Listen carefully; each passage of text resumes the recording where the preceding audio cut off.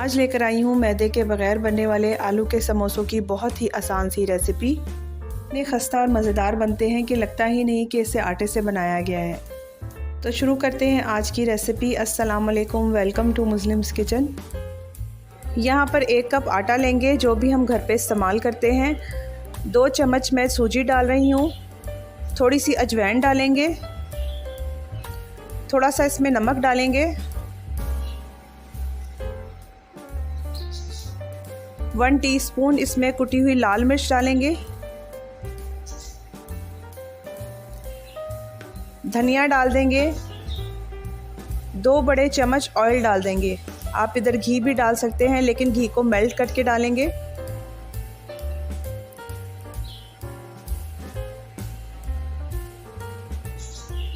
अब इसको अच्छी तरीके से मिक्स करेंगे।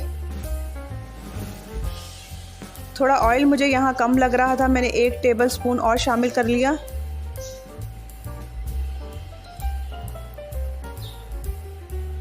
समोसों को खस्ता बनाने के लिए इसकी मिक्सिंग जो है वो बहुत ज़रूरी है। आपने हाथों की मदद से अच्छी तरीके से इसको मिक्स करना है।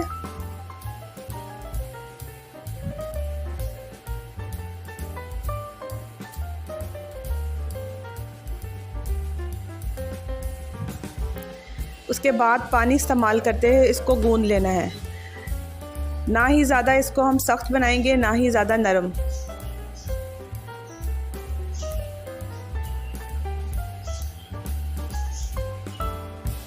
पाँच से 6 मिनट के लिए इसको अच्छी तरीके से गूंदेंगे।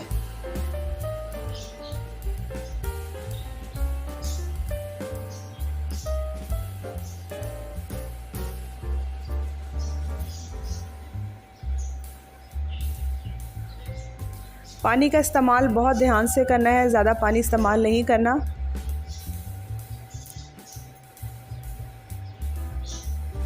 जब सूजी और आटा नरम पड़ने लगेगा तो इसको कवर करके थोड़ा सा ऑयल लगाकर रख देंगे। आटे के साथ सूजी मिक्स करने से समोसे बहुत ज़्यादा खस्ता और मज़ेदार बनते हैं। मैदा जो है वो ज़्यादा हेल्दी ऑप्शन भी नहीं, इसलिए यहाँ पर हमने मैदा नहीं यूज़ किया। बस इसको कवर करके रख देंगे और अब समोसे की फिलिंग तैयार करेंगे। पैन में 2 से 3 टेबलस्पून ऑयल डाल देंगे। साथ ही ज़ीरा और धनिया क्रश किया हुआ डाल देंगे। थोड़ा सा इसको भून लेंगे।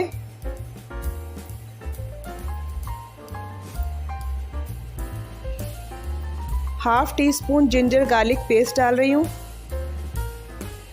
क्योंकि हम हेल्दी वे से बना रहे हैं तो इसलिए हम जिंजर गार्लिक भी यूज़ करेंगे।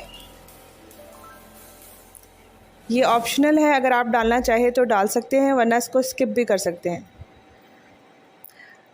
1 टीस्पून के करीब चिली फ्लेक्स डालूंगी। थोड़ा सा सॉल्ट डालूंगी।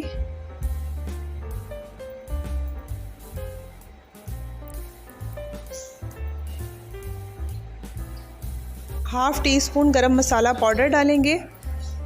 थोड़ा सा इसमें आमचूर पाउडर डालेंगे टेस्ट के लिए।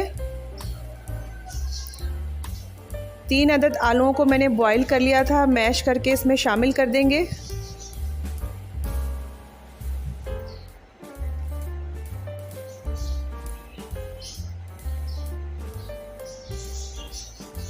थोड़ा सा मिक्स करने के बाद इसमें हल्दी डाल रही हूँ। ½ टीस्पून से भी कम हल्दी इसमें जाएगी। 1 अदद प्याज डाल दूंगी बारीक करके। साथ ही धनिया शामिल कर देंगे। आलूओं के अगर पीसेस ज़्यादा बड़े हुए तो इसको चम्मच की मदद से तोड़ लेंगे, क्योंकि समोसे हम छोटे साइज़ के बना रहे हैं तो सब चीज़ों को हम बारीक ही रखेंगे। स्पाइसेस आप अपनी मर्ज़ी से कम या ज़्यादा कर सकते हैं। बस मिक्सचर को हमने अब ठंडा करने के लिए रख देना है। आटा भी हमारा यहाँ पर रेडी हो चुका है। इसके 2 मैं बड़े पेड़े बना लूँगी। एक पेड़ा थोड़ा सा बड़ा रखेंगे, उससे आलू के समोसे बनाएंगे, और दूसरे पेड़े से हम मैक्रोनी के समोसे बनाएंगे। अब इसकी बड़ी सी रोटी बना के तैयार कर लेंगे। इसमें सूखा आटा या तेल लगाने की ज़रूरत नहीं पड़ती, और ना ही ये मैदे की तरह खिंचती है, क्योंकि ये गंदम के आटे से बनी है, इसलिए आसानी के साथ ये रोटी बन जाती है। शेप देने के लिए नाइफ़ की मदद से इसके पहले 2 हिस्से करेंगे और फिर इसके 4 हिस्से करेंगे। इसके बाद इसको भी आधा कर लेंगे, जैसे हम पिज़्ज़ा की कटिंग करते हैं। इस तरह हम इससे 8 समोसे तैयार करेंगे एक रोटी के अंदर।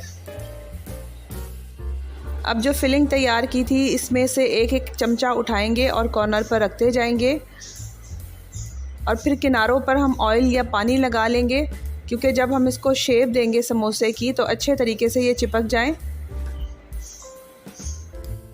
शेप देने के लिए दोनों कॉर्नर्स को उठाएंगे और एक साथ चिपका देंगे और जो नीचे वाला कॉर्नर है उसको भी ऊपर लाकर चिपका देंगे और साइडों से फिलिंग को अंदर करते हुए चिपकाते जाएंगे। इस तरह से बहुत ही आसानी से समोसे जो हैं वो रेडी हो जाते हैं। इसी तरीके से मैक्रोनी के समोसे भी रेडी करेंगे। दोनों कॉर्नर्स को मिलाएंगे, लेकिन जो तीसरा कॉर्नर है उसको दोनों कॉर्नर्स के साथ मिला देंगे, ऊपर नहीं लेके जाएंगे। इस तरह से भी समोसे की शेप बहुत अच्छी लगती है। चिकन मैक्रोनी की फिलिंग की वीडियो जल्द ही चैनल पर अपलोड हो जाएगी। इस तरह बहुत आसानी से 1 कप आटे से हमने 16 समोसे रेडी कर लिए हैं। समोसों को फ्राई करने के लिए ऑयल को ज़्यादा गर्म नहीं रखना। जब ऑयल हल्का गर्म हो तो इसमें समोसे डाल दें और फ्लेम को बिल्कुल लो रखें। जब समोसों का थोड़ा सा कलर चेंज हो तो उस वक्त फ्लेम को मीडियम कर दें और मीडियम फ्लेम के ऊपर इसको अच्छी तरीके से फ्राई कर लें। फ्राई करते वक्त 6 से 7 मिनट लगे हैं। जब इसका लाइट सा कलर आ जाएगा तो इसको निकाल लेंगे, क्योंकि जब हम इसको बाहर रखेंगे तो हवा लगने से इसका कलर और डार्क हो जाएगा। ये समोसे खाने में इतने मज़ेदार और खस्ता होते हैं कि अगर आपने एक दफ़ा बना लिए तो आप बाज़ार से समोसे लाना भूल जाएंगे। तो मेरी इस रेसिपी को ज़रूर ट्राई कीजिएगा। Thank you for watching.